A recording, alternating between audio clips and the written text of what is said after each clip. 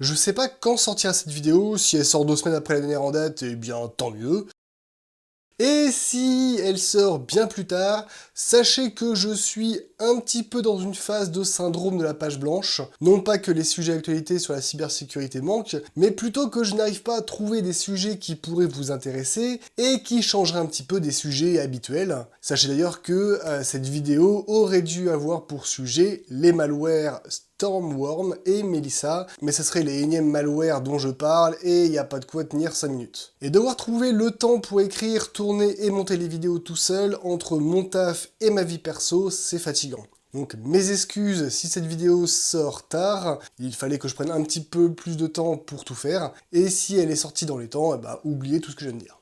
Bonjour à tous, c'est Deru et bienvenue pour un nouveau DeruTech. Aujourd'hui on va débloquer un nouvel outil et un nouveau domaine d'investigation informatique avec les métadatas ou métadonnées dans la langue de Jean-Paul Rouve et l'OSINT. Le premier est un type d'information que l'on peut trouver un peu partout dans des fichiers, et le second est une méthode de recherche ou de renseignement, mais on va les détailler l'un après l'autre. Tout d'abord, je ne sais pas si vous êtes au courant, mais lorsque vous créez un fichier, peu importe sa nature, ça peut être une photo, une vidéo, du son, du texte, il y a des informations qui viennent se greffer à votre fichier. Si je prends un fichier texte, le script de cette vidéo par exemple, je peux voir qu'il a été créé le 14/07/2023 à 12h55. Alors, c'est juste le jour où le fichier txt métadonnées a été créé, pas le contenu du fichier. Je peux voir qu'il a été modifié le 24/06/2024, le moment où j'écris la vidéo. Et il y a d'autres informations comme l'utilisateur propriétaire de ce fichier, le PC sur lequel il a été créé, etc. Si je prends un fichier son, j'ai globalement la même chose à quelques détails près, comme la durée ou le débit binaire, données que l'on trouve aussi dans des fichiers vidéo. Mais si je regarde une photo, et là il faut prendre ce que je vais dire avec des pincettes, parce que ça dépend énormément de l'appareil utilisé, ainsi que des réglages mis en place, on peut trouver la marque et le modèle de l'appareil photo, ou assimilé. J'ai eu l'info pour des photos prises avec mon téléphone et avec mon Lumix, la focale de l'objectif, le temps d'exposition, s'il y a eu un flash, la sensibilité en ISO, la résolution de l'image, et même la géolocalisation si votre appareil est équipé d'une puce GPS. Je pense que vous l'avez vu venir, toutes ces informations, ces données, c'est ça les métadonnées, ou métadatas. Ce sont tout un tas d'informations, plus ou moins fournies, qui viennent enrichir votre fichier. Et là où certaines données peuvent être utiles ou intéressantes, que ce soit pour le traitement du fichier par un logiciel ou pour retrouver des réglages d'appareil photo utilisés pour une photo en particulier, eh bien certaines données sont bien plus fourbes, insidieuses, comme par exemple justement les coordonnées GPS de l'endroit où a été prise la photo, ou même la marque et le modèle du téléphone ayant servi à prendre la photo, qui pourrait permettre d'en déduire les failles de sécurité auxquelles il est vulnérable.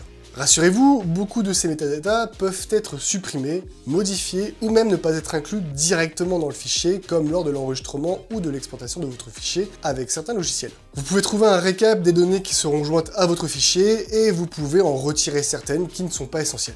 Et je précise celles qui ne sont pas essentielles parce que la durée ou le débit d'un son ou d'une vidéo par exemple, ça c'est essentiel pour que votre lecteur puisse lire le fichier correctement. Pareil pour l'extension du fichier, les .mp3, .avi et autres, c'est un petit peu essentiel.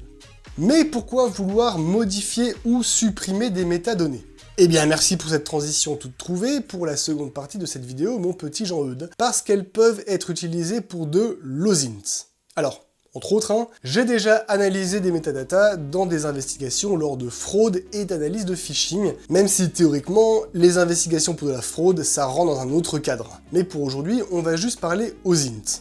L'OSINT, ou le roseau en français, je savais même pas qu'il y avait un acronyme français pour ça, on apprend tous les jours dis donc. Qui signifie Open Source Intelligence et donc renseignement d'origine source ouverte en français, et comme ça l'explique presque convenablement en français en fait, le fait de faire des recherches ou des investigations en se basant sur des données accessibles à tous, ou comme Wikipédia le définit, un ensemble hétéroclite de pratiques d'investigation et d'analyse visant à dévoiler une information préalablement dissimulée en récoltant, croisant ou analysant des données numériques disponibles en source ouverte. Pour donner un exemple concret qui parlera à beaucoup de gens, on peut considérer comme de l'OSINT le simple fait de taper le nom et prénom d'une personne dans Google pour trouver des informations sur elle, ou bien d'aller fouiller Facebook et LinkedIn. C'est de l'OSINT tant que ça reste des recherches faites dans des bases de données accessibles librement et de préférence avec des informations acquises légalement.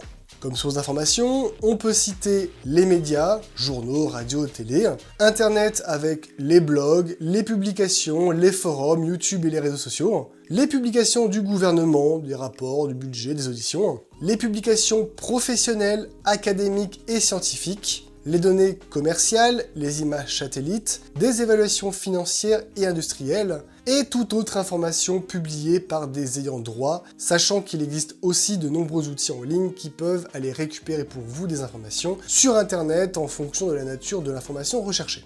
L'OSINT ne se limite pas non plus à la sécurité informatique, je pense que vous vous en doutiez un peu, N'importe qui fait des recherches approfondies sur un sujet scientifique par exemple, et se renseigne sur Internet ou dans des publications fait de l'OSINT. Mais alors, quand fait-on de l'OSINT en cybersécurité? Parce qu'il faudrait quand même pas oublier que c'est quand même le sujet principal de la chaîne.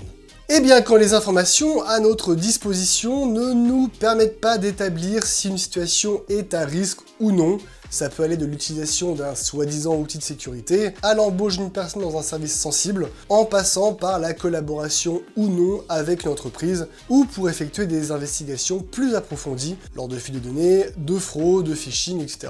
Par exemple, lors de la réception d'un potentiel mail de phishing, on peut aller chercher des informations sur l'entreprise citée dans le mail, identifier un numéro de téléphone indiqué, vérifier la légitimité du nom de domaine présent dans l'adresse mail de l'expéditeur, voire même directement appeler l'entreprise avec un numéro de téléphone trouvé sur un site digne de confiance de préférence. Dans le cas d'une fraude ou d'une fuite de données, on peut utiliser les métadonnées des fichiers fuités ou falsifiés pour identifier un utilisateur ou un nom de poste de travail. Mais bien entendu, comme je l'ai dit précédemment, toutes les informations doivent venir de sources accessibles et publiées de façon légale. Il faut se dire que ces informations doivent pouvoir être recevables devant un juge sans remettre en cause les méthodes utilisées pour les recueillir. Avec cette nouvelle compétence, ou ce nouveau domaine, à voir comment vous voulez qualifier ça, on voit une nouvelle fois que la sécurité informatique ne se limite pas à l'usage d'un antivirus ou d'un firewall, mais englobe un très large panel de domaines et de techniques. L'audit et le forensique en font également partie, mais ça sera pour une prochaine fois. J'espère que cette vidéo vous aura plu, si c'est le cas n'hésitez pas à la partager pour qu'elle soit vue par un maximum de monde, n'hésitez pas également à vous abonner si ce n'est pas encore fait, et à cliquer sur le pouce en l'air pour me soutenir et m'encourager, à laisser un commentaire si vous avez une question ou une remarque, ou si vous souhaitez que je fasse une vidéo pratique sur l'exploitation des métadata, et à me suivre sur les réseaux sociaux. Sur ce, je vous souhaite une bonne nuit, bonne soirée, bonne journée, et n'oubliez pas, la sécurité est l'affaire de tous. Ciao!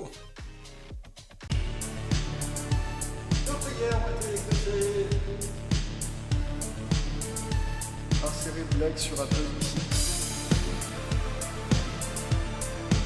Blague sur Apple ici. Bon, c'est bon, ça, on a compris.